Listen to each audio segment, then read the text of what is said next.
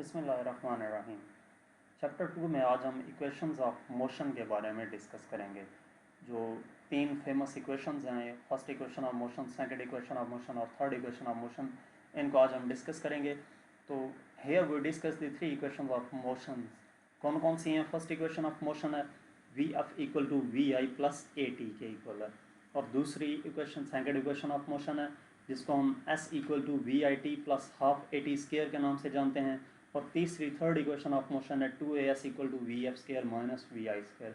यहाँ पे एक बात आपको बताता चलूँ कि ये जो फर्स्ट इक्वेशन ऑफ मोशन है इसको डिस्टेंस इंडिपेंडेंट इक्वेशन भी कहते हैं।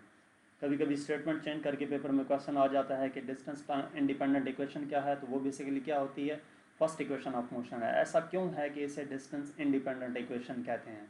तो अगर आप इस इक्वेशन में देखें तो कहीं पे भी डिस्टेंस नहीं है, ये डिस्टेंस पे डिपेंड नहीं कर रही, इस वजह से इसको डिस्टेंस इंडिपेंडेंट इक्वेशन कहते हैं। और ये जो थर्ड इक्वेशन ऑफ मोशन है इसको हम टाइम इंडिपेंडेंट इक्वेशन कहते हैं, क्योंकि इस इक्वेशन में कहीं भी टाइम इन्वॉल्व नहीं है। इसमें डिस्टेंस इन्वॉल्व नहीं था तो डिस्टेंस इंडिपेंडेंट इक्वेशन, और इसमें टाइम इन्वॉल्व नहीं है तो इसको टाइम इंडिपेंडेंट इक्वेशन कहते हैं। सेकंड इक्वेशन ऑफ मोशन में तमाम क्वांटिटीज़ इन्वॉल्व हैं, इसलिए उसका कोई स्पेसिफिक नाम नहीं है। तो हम सबसे पहले इक्वेशंस ऑफ मोशन का ग्राफ कैसे ड्रॉ करते हैं, अब उसके बारे में जानते हैं।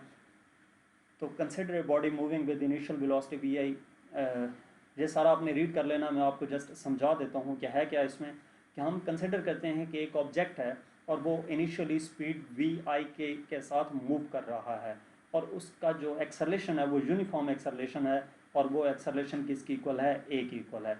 और कुछ टाइम टी के बाद इसका जो वेलोसिटी है वो वी आई से कितनी हो जाती है? वी एफ हो जाती है। यानी कि ऑब्जेक्ट उसने क्या था वो कि इस पॉइंट पे था, उसकी इनिशियल वेलोसिटी वी आई थी, कुछ टाइम टी गुजरने के बाद क्या हुआ, उसका एक्सेलरेशन इंक्रीज हुआ, यूनिफॉर्म एक्सेलरेशन से उसने मूव किया तो उसकी वेलोसिटी कितनी हो गई? वी एफ हो गई। जो मोशन ऑफ द बॉडी है स्पीड टाइम ग्राफ से, अब इसको स्पीड टाइम ग्राफ क्यों कहा गया है? क्योंकि एक्स एक्सिस पे टाइम लिया गया है और वाई एक्सिस पे स्पीड ली गई है, तो इसका एक्सेलरेशन जो है वो यूनिफॉर्म है, और जो total distance covered by the body है वो इस ग्राफ के अंडर होगी। आपको पहले भी बता चुका हूँ कि जब भी हम स्पीड टाइम ग्राफ से डिस्टेंस कवर करना हो तो उस ग्राफ के अंडर जो एरिया होता है उसको हम फाइंड कर लें तो वो टोटल डिस्टेंस आ जाता है। अब इस ग्राफ को आपने ड्रॉ कैसे करना है, थोड़ी सी हिंट आपको यहाँ से दे देता हूँ। सबसे पहले आपने ये एक्स एक्सिस वाली लाइन ड्रॉ करनी है, इसके अक्रॉस टाइम टी लिख देना है, और उसके बाद वाई एक्सिस वाली लाइन ड्रॉ करनी है, इसके अक्रॉस वेलोसिटी लिख देना है। अच्छा, ये हमारे पास ओरिजिन आ गया। उसके बाद आपने ये डॉटेड लाइंस ड्रॉ करनी है यहाँ से यहाँ तक, और इन डॉटेड लाइन को दो हिस्सों में, दो बराबर हिस्सों में डिवाइड कर देना है। ये नीचे वाली रेक्टेंगल आ गई और ऊपर वाली रेक्टेंगल आ गई है। इस साइड पे वेलोसिटी है, जो फर्स्ट पॉइंट आया उसको वी आई का नाम दे दिया, और जो सेकंड है उसको वी एफ का नाम दे दिया, और इस साइड पे ऑलरेडी टाइम मौजूद है।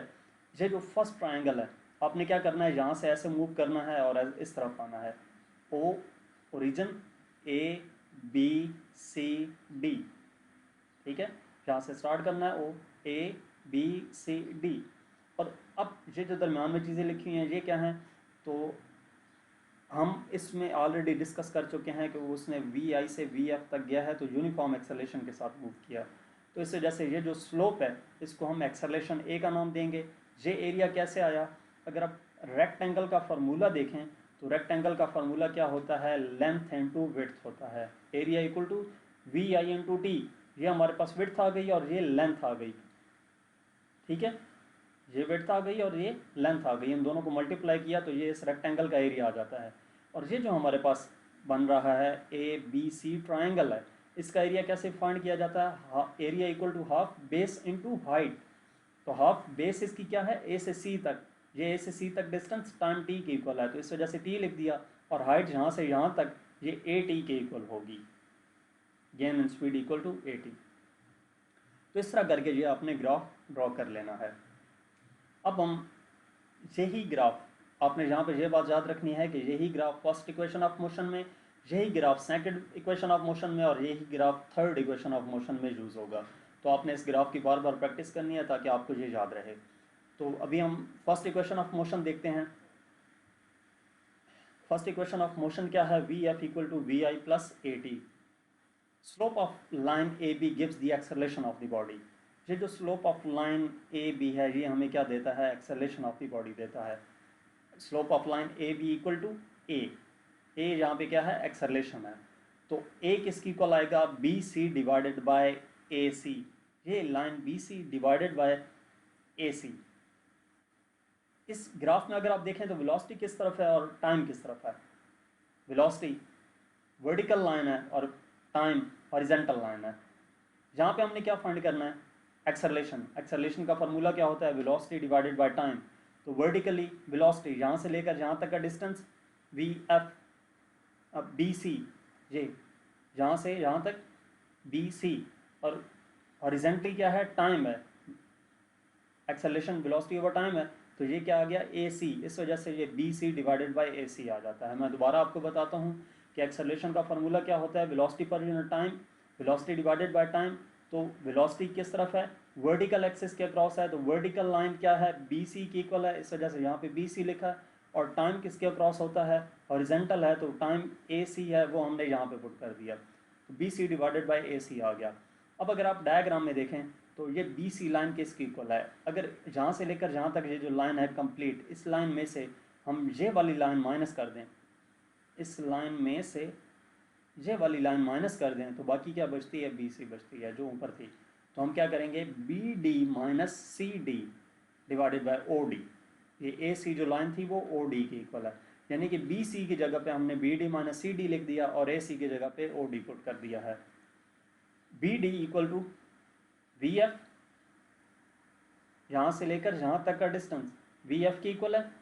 C D equal to V I, C से लेकर डी तक का डिस्टेंस यहाँ से यहाँ तक वी आई, और ओ डी बेसिकली टाइम की इक्वल है।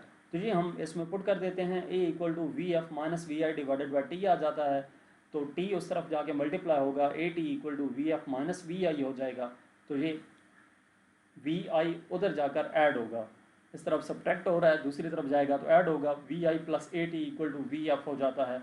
हम इसको रीअरेंज करके लिखते हैं, तो V F equal to V I plus A T, जो first equation of motion prove हो गई है। उसके बाद जो सेकंड इक्वेशन ऑफ मोशन है, S equal to V I T plus half A T square है। S equal to V I T plus half A T square. अब हम इसको प्रूव करते हैं, तो the total distance s traveled by the body is equal to total area OABD under the graph। यानी कि जो टोटल डिस्टेंस है जो बॉडी ट्रैवल करेगी वो किसकी इक्वल होगा, वो इस एरिया के, इस जो ग्राफ शेडेड एरिया में हमें शो किया गया है उसके एरिया, उस टोटल एरिया के इक्वल होगा वो डिस्टेंस। तो अब हम इसको फाइंड करते हैं। टोटल डिस्टेंस किसकी इक्वल आएगा, area of rectangle O A C D plus area of triangle A B C. ये शेडेड एरिया है, ये हमने एरिया फाइंड करना है।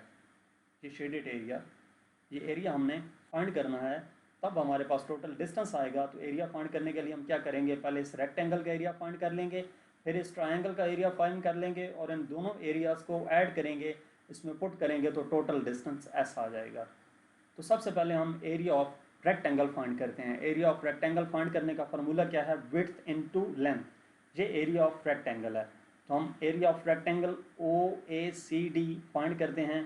तो विड्थ इनटू लेंथ, विड्थ क्या है O A multiply by length O D, तो ओ ए इंटू ओ डी। ओ ए किसकी इक्वल है, यहाँ से लेकर यहाँ तक लेंथ वी आई की इक्वल है, ये पुट कर दिया ओ ए की जगह पे।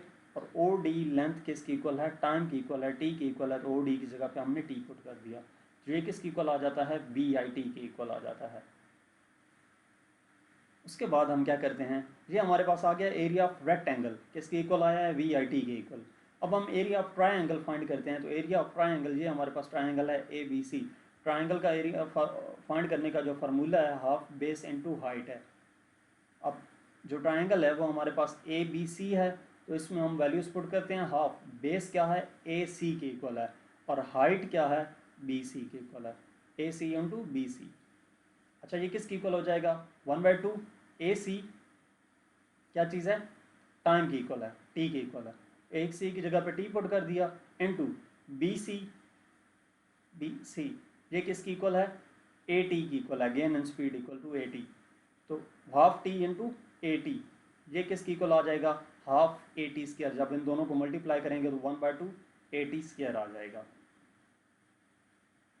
अच्छा, अब इन दोनों जो एरियाज हमने फाइंड कर लिए हैं, एरिया ऑफ रेक्टेंगल और एरिया ऑफ ट्रायंगल, इन दोनों को हम इस इक्वेशन में पुट कर देंगे।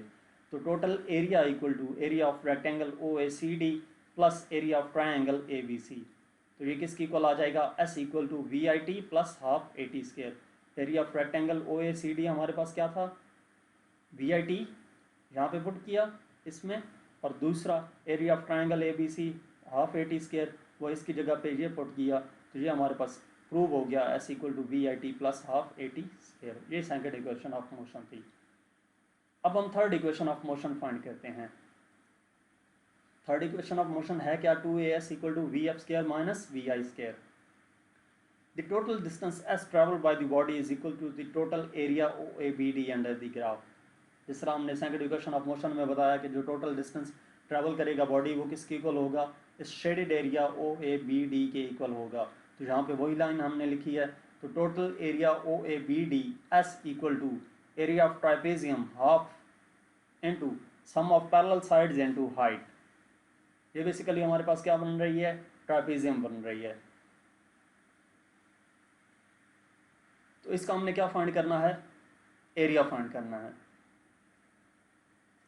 एरिया ट्राइपेजियम फाइंड करने का sum of parallel sides into height. Parallel sides क्या हैं, ये ओ ए और ये बी डी, और हाइट इन दोनों के दरमियान कितनी है, ओ डी या ए सी की इक्वल है। तो अब हम इसको देखते हैं, S equal to distance half sum of parallel sides. Parallel sides कौन सी हैं, ये ओ ए और B D, O A plus B D into जो हाइट है दोनों के दरमियान वो ओ डी की इक्वल है, तो ये ओ डी आ गया। Sum of parallel sides O A plus B D और हाइट ओ डी की इक्वल है। ये 2 उधर जाके मल्टीप्लाई होगा तो 2s equal to O A plus B D into O D आ जाएगा। यहाँ पे हम मल्टीप्लाई करेंगे दोनों साइड्स पे B C divided by O D को, B C divided by O D. ये B C divided by O D किसकी इक्वल था, एक्सेलेरेशन की इक्वल था। ये वेलोसिटी और ये time, B C Y axis पे वेलोसिटी है और ओ डी एक्स एक्सिस पे टाइम है, तो velocity per unit time acceleration की इक्वल होता है। तो ये आपने याद रखना है, दोनों साइड्स पे एक्सेलेरेशन से मल्टीप्लाई करना है, B C divided by O D से मल्टीप्लाई करना है।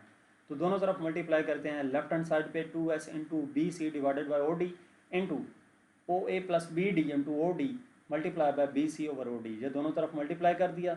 अब इसको सिंप्लीफाई करते हैं, तो 2s into B C divided by O D equal to ये O A plus B D as it is आ गया, ओ डी से कैंसिल हो जाएगा, तो यहाँ पे सिर्फ बी सी रह जाएगा। पुटिंग दी वैल्यूज, इसमें आप वैल्यूज पुट करते हैं, B C over O D acceleration की इक्वल है। ये आपको ऑलरेडी बता भी चुका हूँ, और फर्स्ट इक्वेशन ऑफ मोशन में हमने देखा भी था कि ये velocity per unit time acceleration की इक्वल होती है। दूसरा ओ ए किसकी इक्वल है, ओ से लेकर ए तक जो डिस्टेंस है वो वी आई की इक्वल है, ओ ए वी आई लिख दिया। और बी डी, ये बी डी डिस्टेंस है, यहाँ से लेकर यहाँ तक का डिस्टेंस ये वी एफ की इक्वल है, तो ये लिख दिया। ओ ए की जगह पे वी आई आ गया, पी डी की जगह पे वी एफ आ गया, इनटू बी सी डिस्टेंस किसकी इक्वल है, ये बी सी है, बी सी। अगर हम इस लाइन में से बी डी में से सी डी माइनस कर दें तो बाकी क्या बचता है, बी सी बचता है।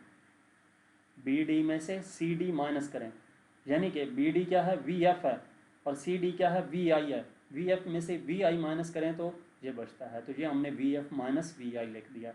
अगर आप चाहें तो इसके बाद एक और स्टेप भी लिख सकते हैं कि बी सी की जगह पे आप क्या लिख देंगे, B D minus C D, और फिर उसमें वैल्यूज पुट कर देंगे। तो अब इसको सिंप्लीफाई करते हैं, 2as equal to V F square minus V I square आ जाता है। ये हमारे पास क्या आ जाती है, थर्ड इक्वेशन ऑफ मोशन। तो इस तरह हमने फर्स्ट, सेकंड और थर्ड तीनों इक्वेशन ऑफ मोशंस को प्रूव किया है। तो आज के चैप्टर में आज के टॉपिक में हमने तीनों इक्वेशंस ऑफ मोशंस को प्रूव किया। मज़ीद वीडियो लेक्चर्स के लिए मेरा यूट्यूब चैनल ज्वाइन करें। Thank you.